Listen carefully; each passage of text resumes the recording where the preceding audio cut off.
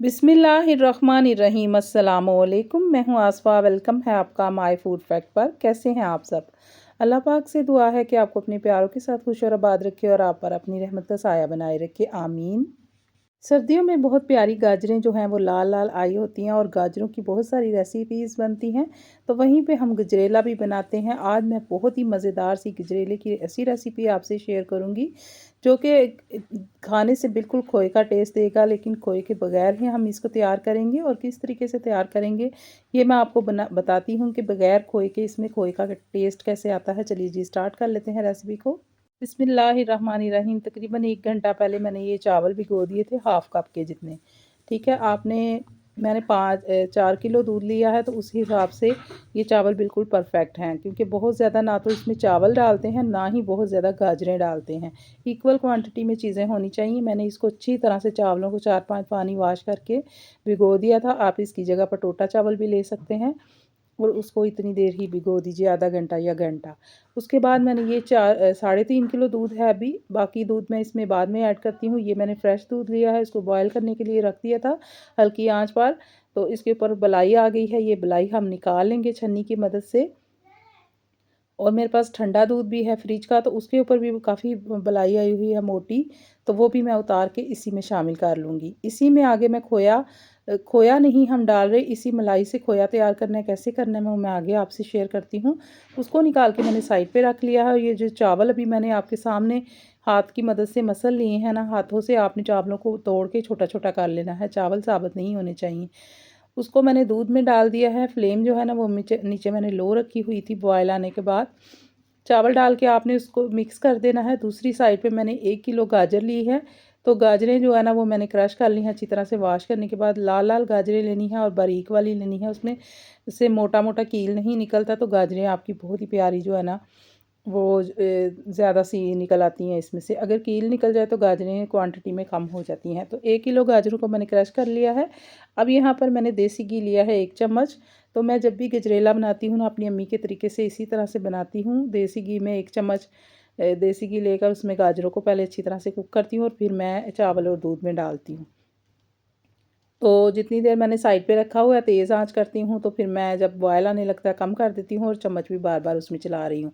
साथ ही मैंने गाजरों को भी कुक कर लिया है। तो आपने देखा गाजरों का कलर चेंज हो गया है, उसका पानी भी जो निकलता है ना गाजरों का वो भी ड्राई हो गया है। ये जो ऊपर नज़र आ रहा है ऑरेंज कलर का, ये जो हमने दूध देसी घी डाला था ना गाजरों में, उसकी वजह से है।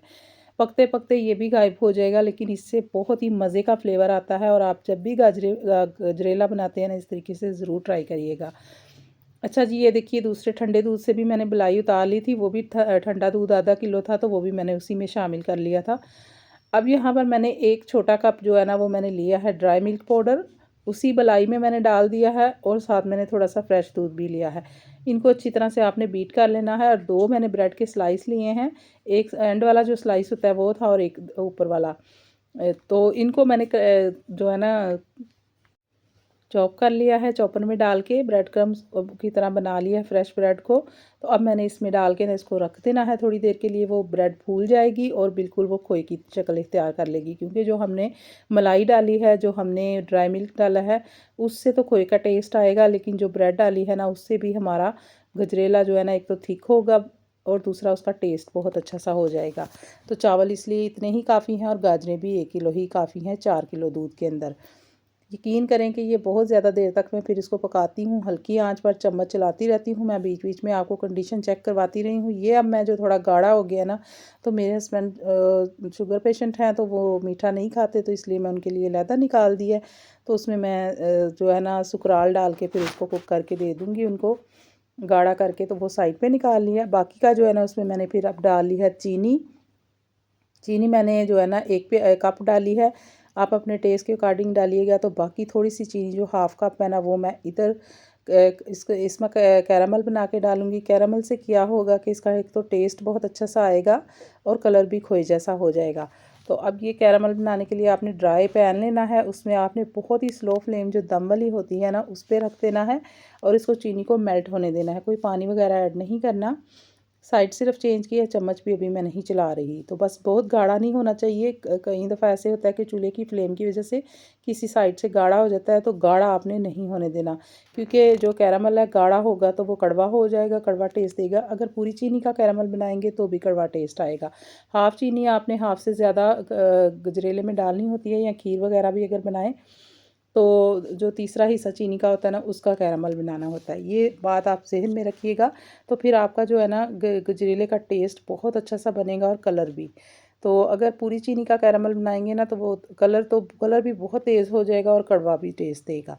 अब जो है ना, काफ़ी तकरीबन 80% तक ये कुक हो चुका है। तो चीनी मैंने पहले ऐड कर दी थी, इलायची पाउडर भी ऐड किया था, और यहाँ पर मैंने जो है ना कैरामल बना के वो भी ऐड कर दिया है।